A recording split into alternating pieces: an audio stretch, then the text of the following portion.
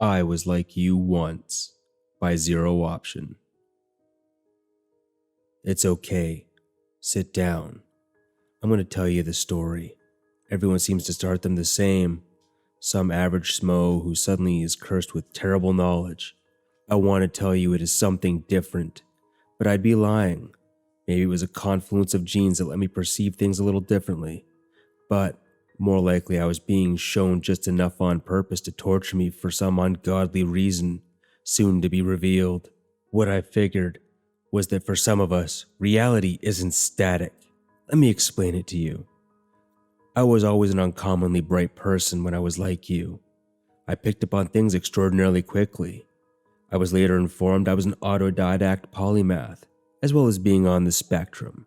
So, growing up, I excelled at any academic pursuit I generally chose. I could never pin down a single pursuit though, so I bounced around a lot. College bored me to tears, so I gave up and enlisted after I dropped out after the first semester. I spent my 20s going from place to place around the world in uniform, feeding my thirst for new skills and knowledge and experiences. I suppose that was always my drug of choice. Well, that and a good doobie now and again. That's when I began to notice, though. Things I wrote them off at first, but looking back, I guess I was avoiding the truth. My first experience that stood out happened all the way back in '08. I was standing watch on an OP in Bazari Panjwai in Kandahar province. It was a typical December day, then a blinding flash of pain. I was dead. Then my eyes opened. I saw the crater in the HESCO beside me. Then the shot rang out. I'd been shot in the head. Then time seemed to reset, almost move backwards by seconds. Later, when I got back, I recounted the event to my counselor, and I was told it was only combat stress. All psychosomatic, they said.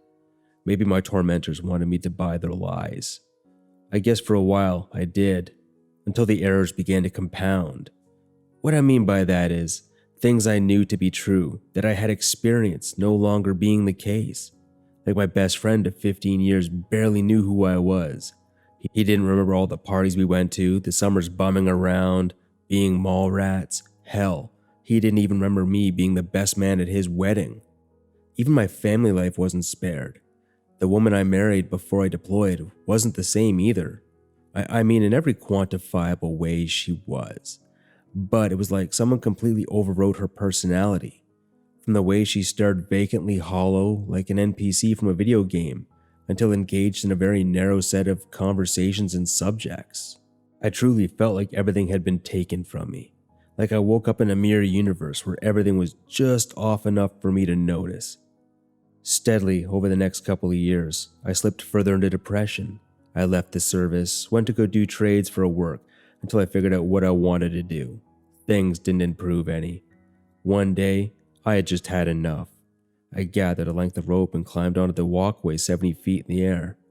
Tied the noose well, put my head through and jumped. The blinding flash of pain was back. Next thing I knew, it was just after the morning toolbox meeting, and I was being strapped to a gurney. I was told I had a nervous breakdown. Not even death would claim me. I felt like I was being condemned to suffer. By who or what, I wasn't sure. Was my life a series of hallucinations? Was I losing my grip on reality? Not long after this incident, I began actively ignoring all the discrepancies. Ignorance is bliss and all. Some were small, like the names of TV shows. Others were quite large. The most egregious I could think of was only 2 bombs were dropped on Japan. I was positive a third was dropped on Yokohama on August 27, 1945. I guess it never really happened. Anyone I asked me what movie was that from. So for a few years I just ignored it, kept my mouth shut and carried on. It's tough to keep a brave face when reality crumbles around you, but I held on. Until the accident. I was walking across the street to the grocery store when a car jumped the curb at such a high speed I was cut clean in half.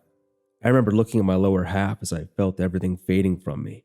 The pain was different this time. My last breath was one of relief, as maybe this was different. Maybe this time my agony, my torture would end. Maybe whatever kept bringing me back found another play toy. The darkness that surrounded me began to abate. It grew light again. All I could feel was a growing, blinding pain. and that dread that I was doomed to suffer forever. I swear, as the pain began to white out my senses, I heard, or rather felt something say, "Not yet ready." The light receded, and my mind rebelled as I fell to my knees. I couldn't have imagined it. I could still feel the impact that had just killed me. The pain shot through me. I gripped my chest. Oh Christ, this was a new one. I think I'm having a heart attack. As the light came back, my mind screamed, "Let me die." I felt the words again. "Not yet ready." As my eyes opened, I screamed, "Why?" I sobbed. I sat on the ground and just sobbed. I wondered what fresh hell I'd been brought back into. It was so quick, so painful, I just couldn't take it anymore. What am I not ready for? Why is everything being taken from me? These were the points that just kept going over and over in my mind. When I had run out of tears, I picked myself up and decided to go home that day.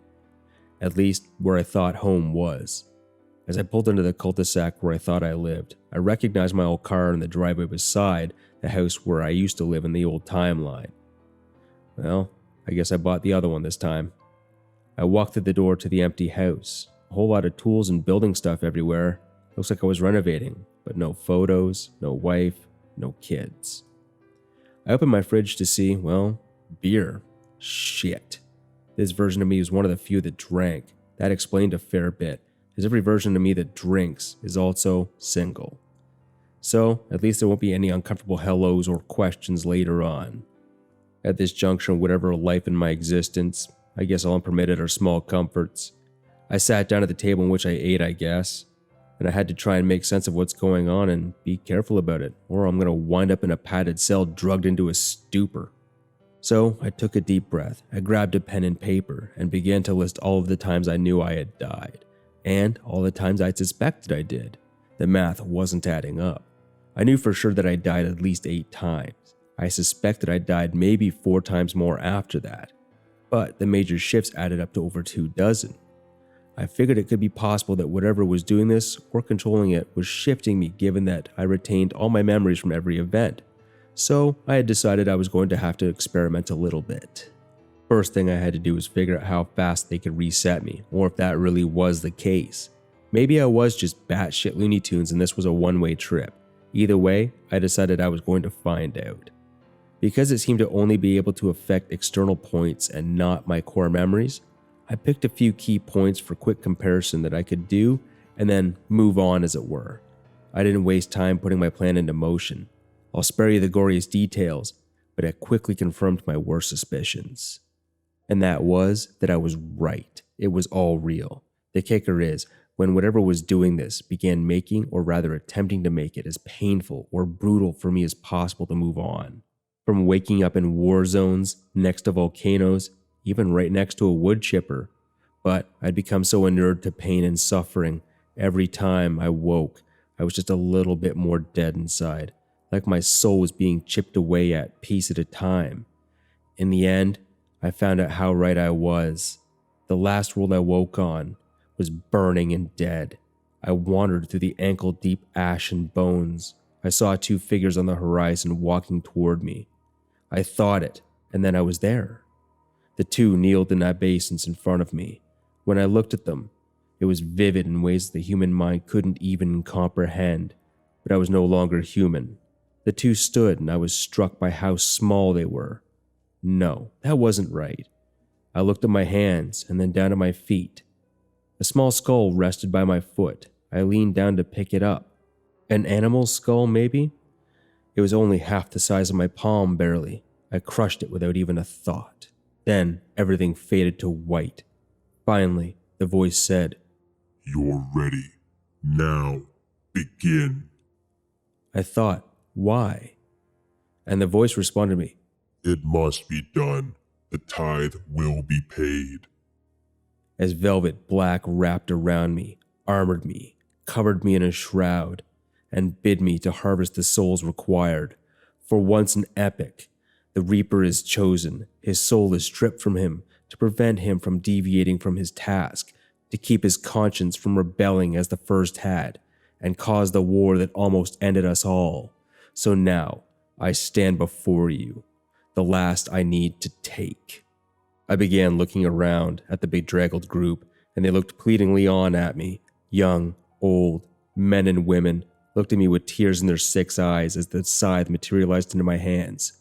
The lead one chittered, "Do you have to?" I responded, "It's not that I choose not to heed your pleas. It is simply that I must do it. It is a job, it is my task. Your sacrifice is necessary, so his children will prosper unmolested for another epoch." As I swing my scythe through their screams and collect the last of them, 10 trillion innocent souls to keep humanity safe for another 100 millennia. A galaxy cleansed. A flicker deep inside me stirs. Satisfaction, maybe? I brush it aside. It is simply a job done, for my pain is humanity's savior, and the answer to its greatest question: why is nobody out here?